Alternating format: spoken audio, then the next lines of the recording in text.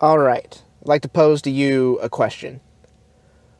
What is the best crowd reaction you ever had as a performer? Got a lot of responses this week. Maybe it was at a major contest like State or Bands of America. Maybe it was at like a homecoming football game or something like that. Greatest crowd reaction I ever received was not at any of those things because, of course, it wasn't. My experience was unique, to say the least.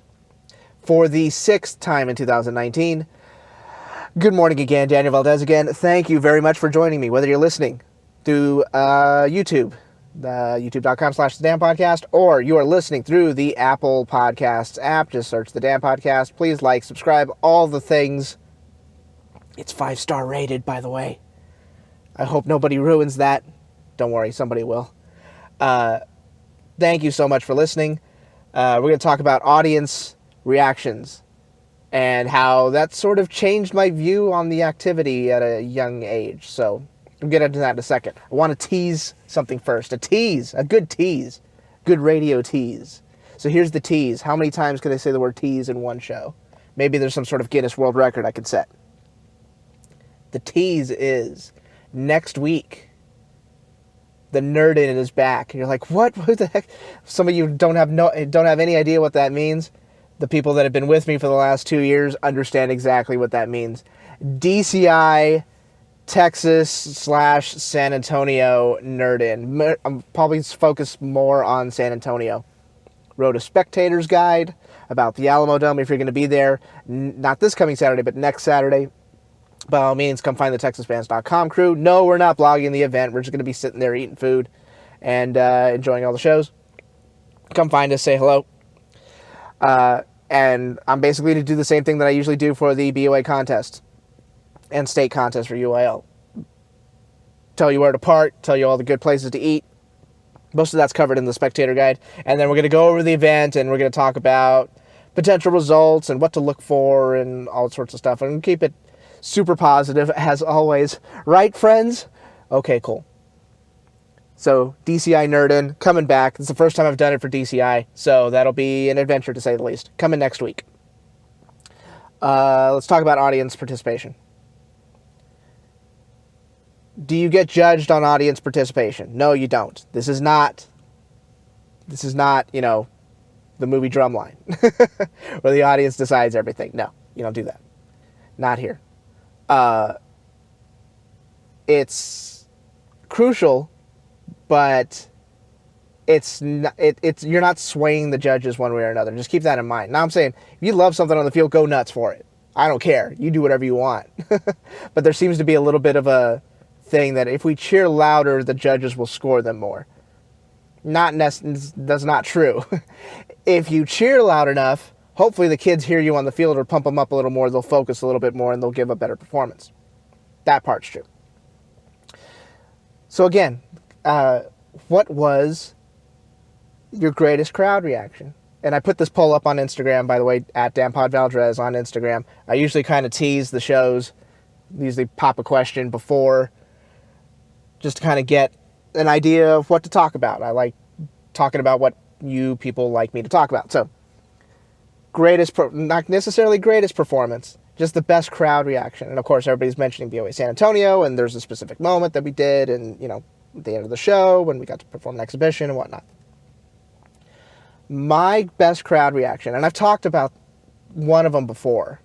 A couple of years ago, I did when Avon came down to BOA San Antonio, I did a whole episode about them and the experience I had with the program when I was a senior, when we went to Grand Nationals, and how wonderful that program was.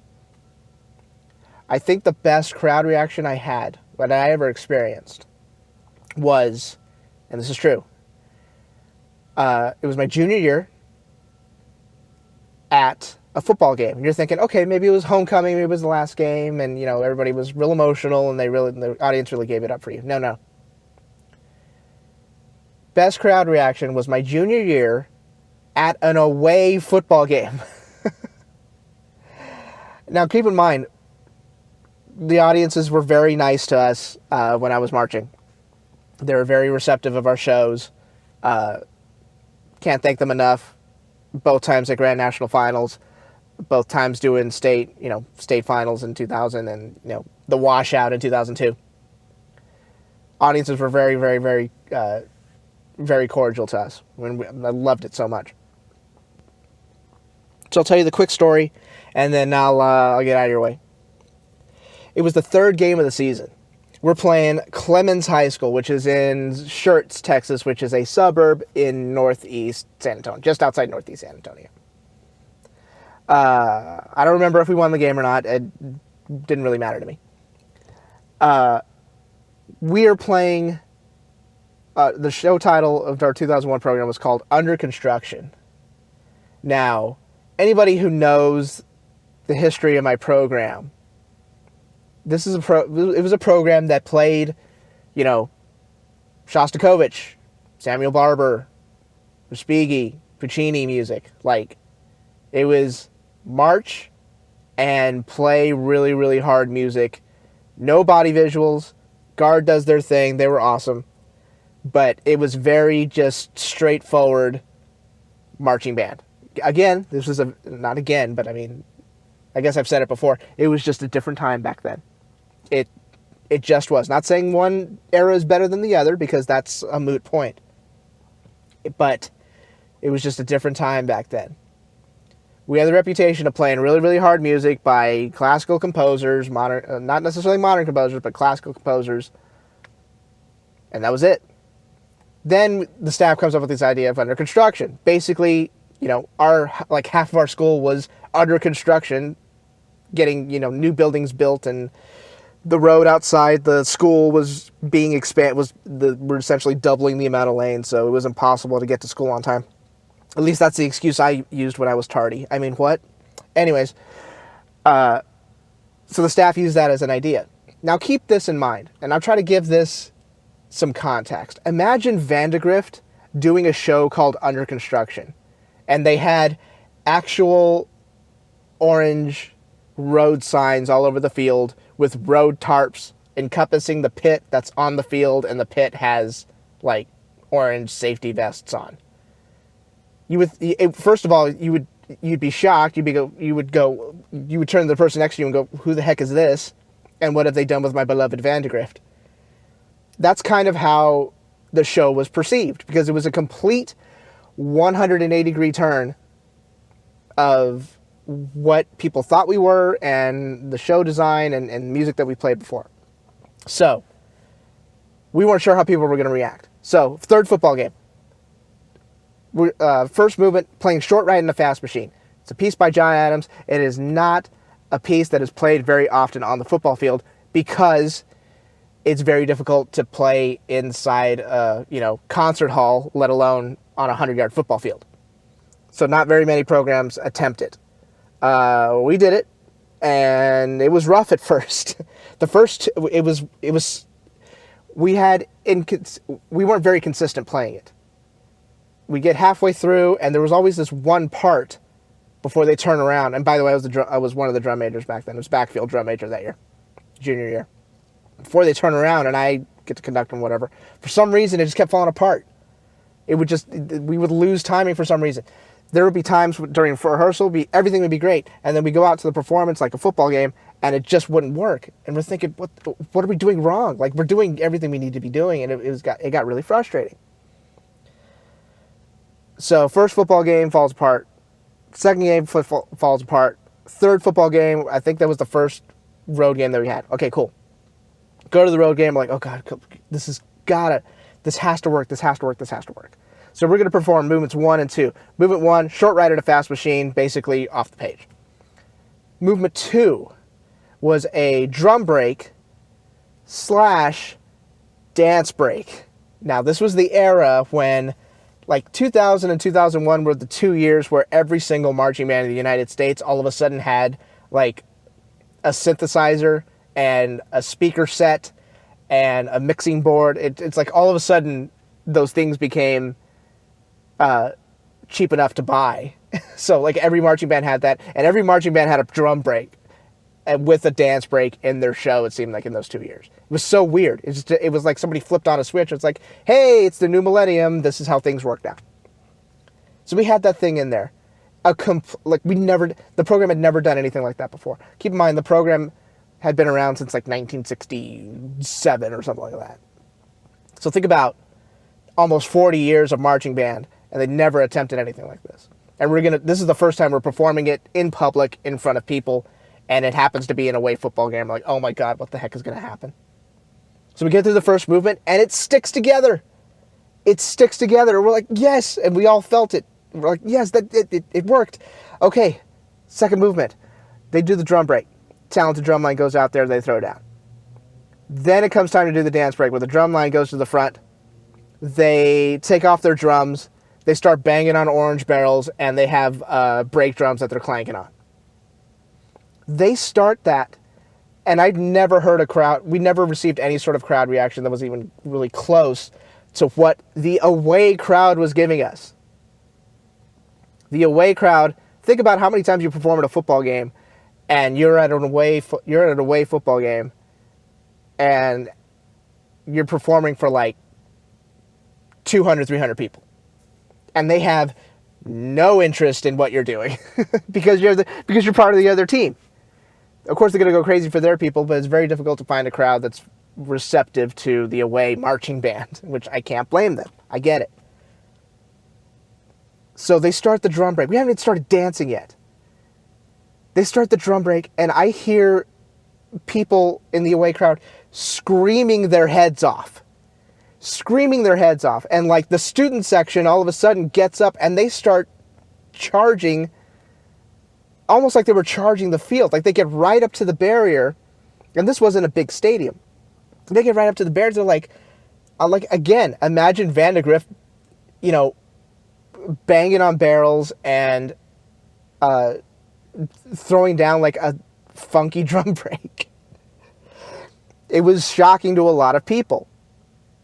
And the crowd went completely nuts. They went absolutely crazy. And of course, we finished the movement, and they gave us a standing ovation. We're high-fiving each other off the field. Awesome, awesome experience. I'll never forget it. And then later on during the season, I started thinking, like, is that what you have to do to get a real crowd reaction? Like, we've played really, really hard music while moving, and we never really got those types of reactions where the people like screaming their heads off and stuff like that. Of course, how many people really scream their heads off to, Shostakovich and stuff like that? I understand it's the way it's written.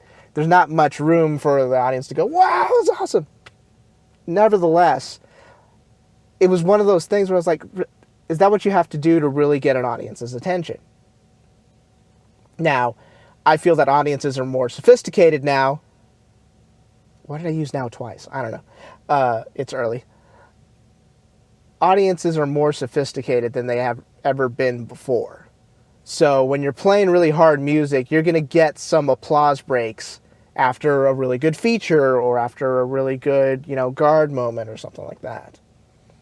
I don't know. I just thought it was really interesting. Like, we're working our tails off and, we finish the movement. You get your round of applause. No big deal. But I think it was one of the first times we had ever had people really, really, really giving it up to us while we were actually performing and not during a movement break. It was just odd, and it's reflect on it. It's so interesting to look at how much the activity has changed. It used to be play your music, movement stops, applause break. Play your second movement, finish it, applause break. Now it's super common to have shows that don't stop. Like the drum major doesn't stop waving their arms. It's not, okay, first movement, okay, that's the first movement. Now here's the second movement. Now a lot of shows are just one continuous thought. I love seeing stuff like that. It's amazing how the activity has changed.